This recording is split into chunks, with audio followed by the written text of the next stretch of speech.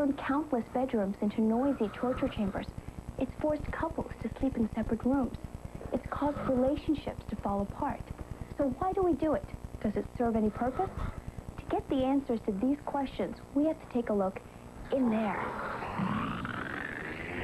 I'm here at St. Michael's Hospital, where Dr. Height, an ear, nose, and throat specialist, is going to be taking a look at the back of my throat with this endoscope here. Okay, Persis. Just look straight ahead of yourself. And slip this little telescope up your nose. And on that monitor there, you can see the floor of your nose as I advance it forward. And there's the back wall of your nose coming into view now. And your palate is lying on the floor there. Now snore. Very good. I'm going to advance it a little further. Now snore again. And again. Very good. You can see the palate moving up and down and vibrating as you do that. Snoring is the sound created when air rushes past various muscles and tissues in the airway and causes them to vibrate. That thing vibrating in my throat is called a soft palate.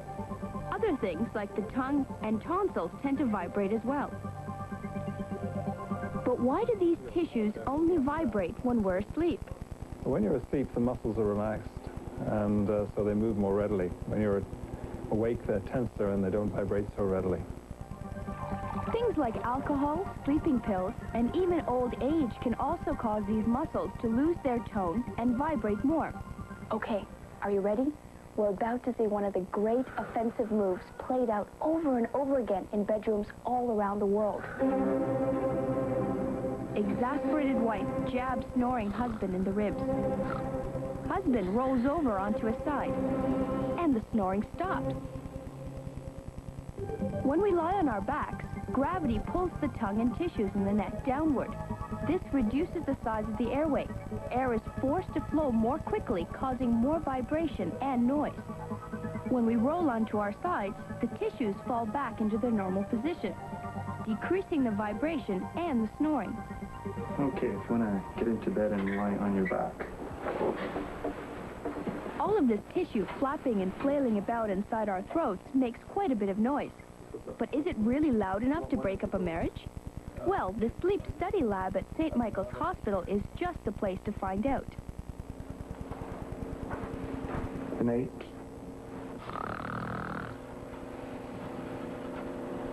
So, which one of these tracings is measuring the loudness of his snoring? The last one here. How loud is the patient snoring? Right now, the snoring is about 80 decibels. Is that typical? For a person that snores a lot, it is, yeah. With most people that come in here that complain of snoring, they're usually being between the 70 or an 80 decibel level. Really? 80 decibels? How loud is 80 decibels?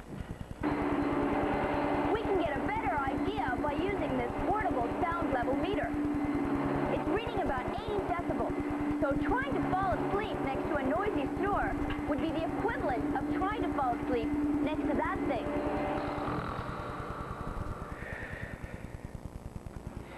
Men have gained a reputation for making most of this racket. And there's plenty of research to back up this claim. So what is it that makes men snore more than women? Remember, snoring is the sound created when air rushes past the floppy tissue in the airway and causes it to vibrate, kind of like the streamers on this fan. Well, it's highly suspected that female hormones, estrogen and progesterone, cause the muscles and tissues to stiffen so that they don't vibrate so easily. In fact, if these female hormones are given to men, snoring gets quieter. And many women's snoring actually gets louder when they reach menopause and stop producing these hormones. Noise level is not the only reason to be concerned about snoring. This sleep study patient suffers from the most severe form of snoring there is.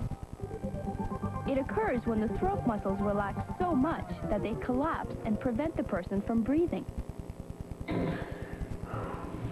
Often there'll be an arousal at the end of it, so the patient is in fact waking up to start breathing again, so they can go through the whole process again. If they have severe sleep apnea, that may occur 500 or 600 times a night. So they fall asleep, stop breathing, wake up, fall asleep, stop breathing, wake up.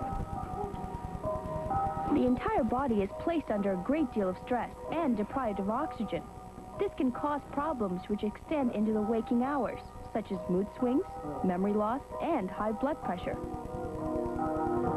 Over the years, people have tried all kinds of things to stop snoring.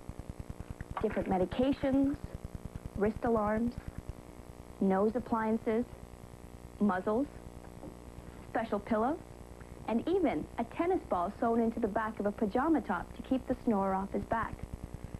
But before trying any quick fix gadget, remember, the throat is no different than any other part of the body. If we abuse it with cigarettes, alcohol, or lack of exercise, it's going to get fat and flabby. And no gadget, however ingenious, will prevent that. Of course, there's always one last cure for snoring that's never failed yet.